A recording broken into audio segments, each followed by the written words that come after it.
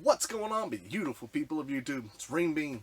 We're going to have us some story time here. I get this question all the time. People always ask, hey, Renebean, what is your greatest pickup of all time? Your number one find? Well, that's what we're going to talk about. I'm going to tell you guys how I made thousands of dollars and added hundreds of games to my collection from this one pickup. So sit back and relax. Let's check it out.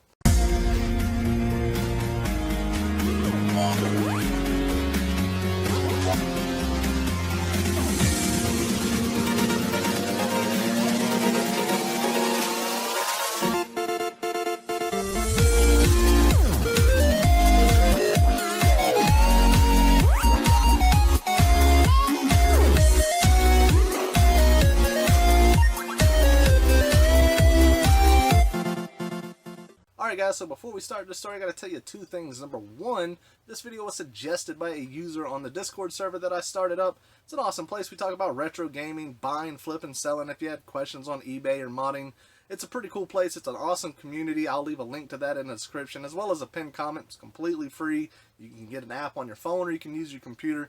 If you ever wanted to reach out to me, it's a great place to do it.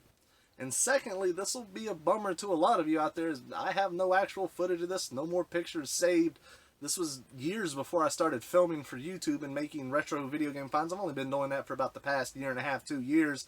And this find, I want to say, was about 4 or 5 years ago. So you'll just have to listen to my bearded ass as I tell you the story. And yes, guys, this beard will be shaved off. I promise you I'll get back to the old Renebean whenever we start the new season up. I work from home. It's winter. It happens. Deal with it. So where to begin with this story? This happened, like I said, 4 or 5 years ago. I can't remember the exact date.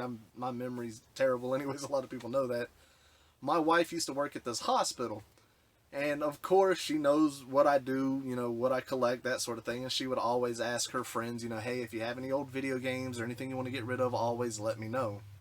And of course, that would lead to things, you know, like people saying, hey, I got a few N64 games or a Super Nintendo system or the occasional, you know, box of retro stuff, but nothing as crazy as what I'm about to tell you.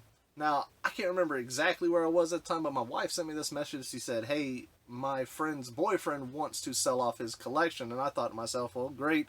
This will be someone selling, you know, just a standard little box of retro games. You know, it's going to be basic, you know, maybe pay 150, 200 bucks, whatever it may be.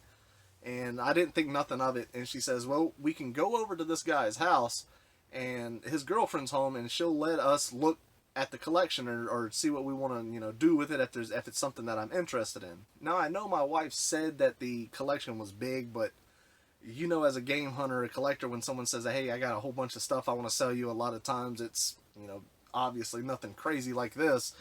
So, you know, I didn't get my hopes up. You know, I wasn't going to predict that this was going to be the most amazing pickup of all time. I just, you know, went in there with the idea of this is just going to be a standard collection.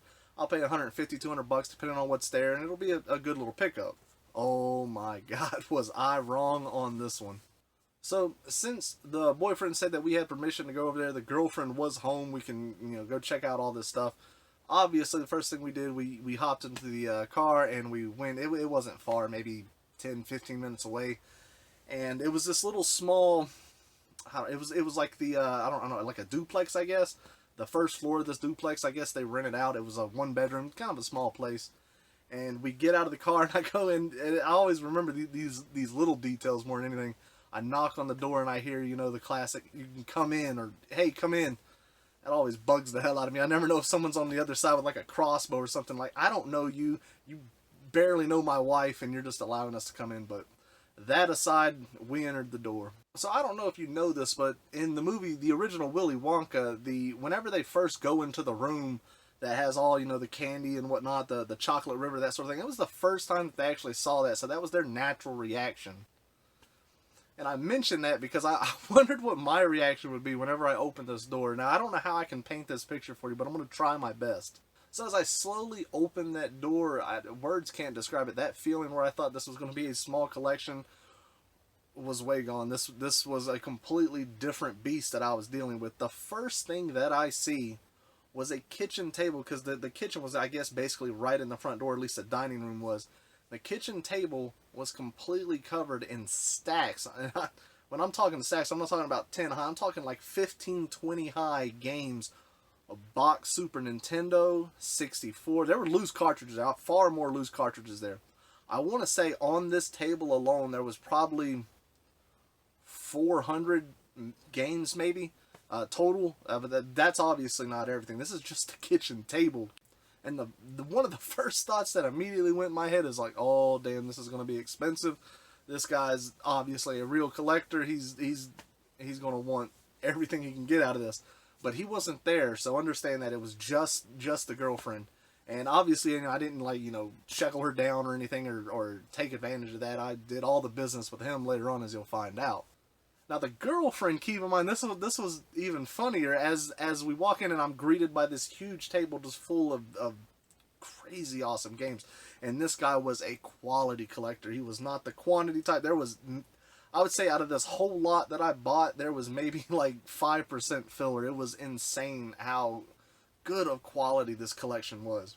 So past that kitchen table, and like I said, you can see all the layout of this place, was his girlfriend, this little petite thing on her phone on the futon, right, like wedged in between stacks of consoles, and then another box just full of games. It was the most awesome thing to see for me. She probably hated it, and she was probably extremely grateful that I was here to hopefully clear some of this out. And that's the craziest thing about it. Like, there were games everywhere. There was games, consoles, gaming paraphernalia scattered throughout the whole place. He had a shelf. I don't know the best description of this. It probably had 250, maybe 300 original, mainly PlayStation 2 games, and I'm talking stacks of RPGs. Like, it was all quality. He had a few original Xbox games in there, some of the classics, that sort of thing. And then he just all throughout he would have, on this shelf he'd have a bunch of Game Boys or, DS games, that sort of thing. It was everywhere. So after looking around at everything, I honestly couldn't even tell you the grand total of games. Possibly upwards of 1,000 maybe. The consoles, there was, N64, a Saturn, NES, Super Nintendo. There's probably duplicates of each system, boxes of controllers. I really wish I had pictures. I did take pictures. The reason that I took pictures for all this stuff was I knew it wasn't going to be a simple case of, me sending an offer or him saying, give me $200 for everything. It was going to be much more than that. So what I did is I took pictures of, I didn't move anything. I didn't, I respected, she knew what we were there for. He was not there. So I took pictures of what I could, kind of like a crime scene. I'm sitting here taking pictures of massive stacks of games or shelves and that sort of thing, just so I can go home and start calculating what I would be willing to pay. And I showed her the utmost respect while I was there. I wanted to show her that, yes, this is a hobby that I love. I'm not just here to make money or gain. This is something that I'm very much into. And of course, she's going to talk to her boyfriend. She'll probably tell her what kind of guy I am. So I wanted to show her the most respect that I could. So as we're driving back home, my wife's driving. I'm looking at my phone. It's an old phone I used to have. I really wish I saved these pictures. And I'm going through all this stuff. Like I said, it looked like kind of like a crime scene. And I'm just tallying things in my head. I got to get to the cost of what I'm going to pay versus what I'm going to get out of it, and just what I'm willing to spend on all this. And I'm looking through it, and I'm like, God, this is quality stuff. This is unreal, the type of things that you are seeing in this collection. There was a complete in-box Turtles in Time, a complete in-box Rat Attack, in which I remember later on selling just the box and manual for Rat Attack for $200, and I've sold the complete in-box Turtles in Time for $200, I believe, because I already had it. Just the amount of stuff. It was all quality stuff, all quality games. There was no filler. The filler that was there was even good filler. I don't know how to explain it, but it was. So at this time, 4 or 5 years ago, prices were extremely well. They were, I'm going to say at their peak, because they still climbed even higher, and some of them are still to this day. So as I'm looking at my phone, I got my pencil pad here. I'm just, tallying up things, the legwork that I got to put in on reselling, all that jazz. I got a number in my head that I would be comfortable paying, so I decided to give this guy a call. He picks up and he answers, and he knew exactly who I was. He says, "Hey man, what's going on?" I was like, you got an amazing collection. Number one, it's sad that you're getting rid of it. And the first thing he said, he's like, "I'm glad it's going." He either got tired of it taking over his house, or he's just out of the hobby. Either way, I'm past that. I want to get into this collection.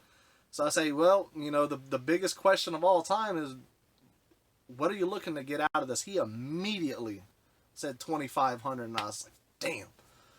That's what I was expecting him to say. I didn't want him to say that. I was hoping he'd say, you know, obviously everybody's hoping, like, give me $300 for it. Wasn't the case on this.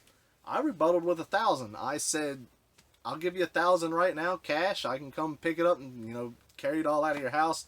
He's like, oh, that's a bit low. And I told him, I was like, that is a bit low. I got to do a lot of legwork. A lot of these games I already have. If I'm going to be offloading them, it's going to be a few months of work getting all that stuff sorted out and getting it going. So I said he'll think about it, and I knew right away. I was like, yeah, this may not happen. He had $2,500. I offered him 1,000. But whenever you're doing a big haggle like this, stand your ground.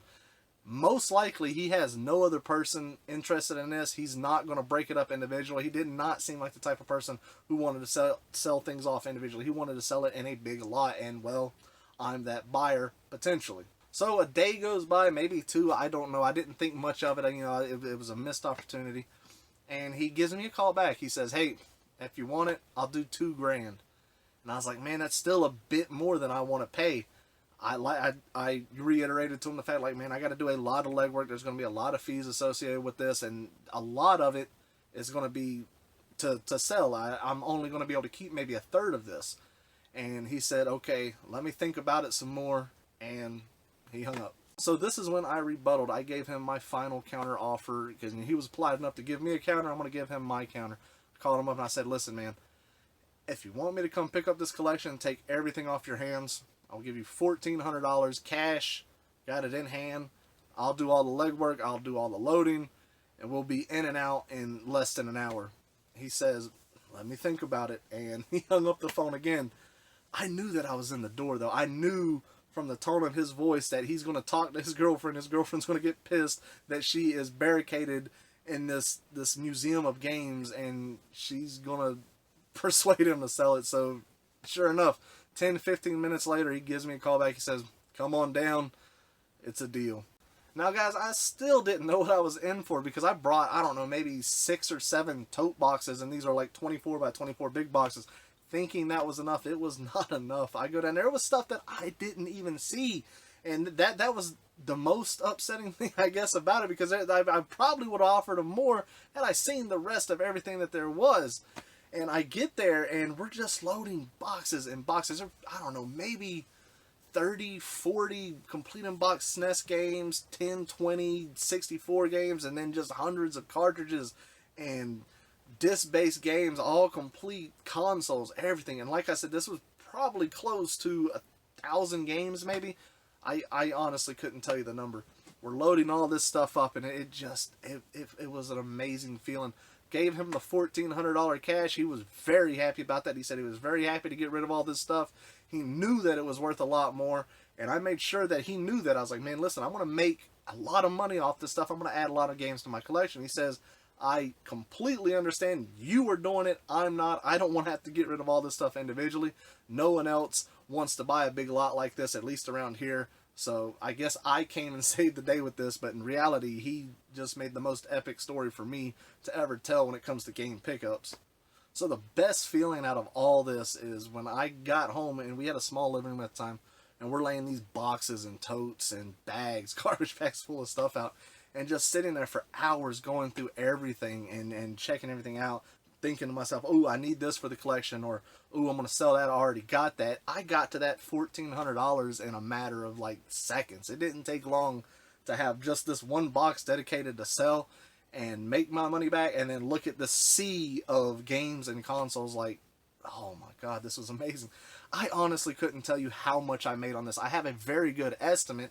I want to say it has to be in the ballpark. I know it was more than 5, but maybe 5 to 7, and depending on what I kept. It was just an amazing score. I made thousands of dollars off this, and I was able to add hundreds, I want to say maybe 250 games to my collection, maybe even more. I know I added like 140 NES games to my collection that I didn't have at the time. I added 50, 60 Super Nintendo games, and just, oh man, a bunch of PS2. I don't think I added any original Xbox games. The worst part of all this is this was at the time when I couldn't collect, complete and box stuff like you see back here. I didn't have the room for it. I had to sell everything that was boxed, everything you know, complete, you know, Super Nintendo N64, and there was stacks of that stuff. It you know, it hurts me now to think about that because there was some really awesome stuff. Just simply didn't have the room at the time, but made my money back, and it made me a whole lot more. And that's, I guess that's the moral of the story, guys. Don't, scared money's not going to make money. You can't expect people to say, you know, you can have my entire collection here, just give me $50. It's not going to happen. You got to be willing to spend some money. I know people spent way more than on that. I know some people are happy to spend $2,000 and make, you know, $200. That's not my style. It's got to be big and epic. I'm dropping some, you know, serious money like that.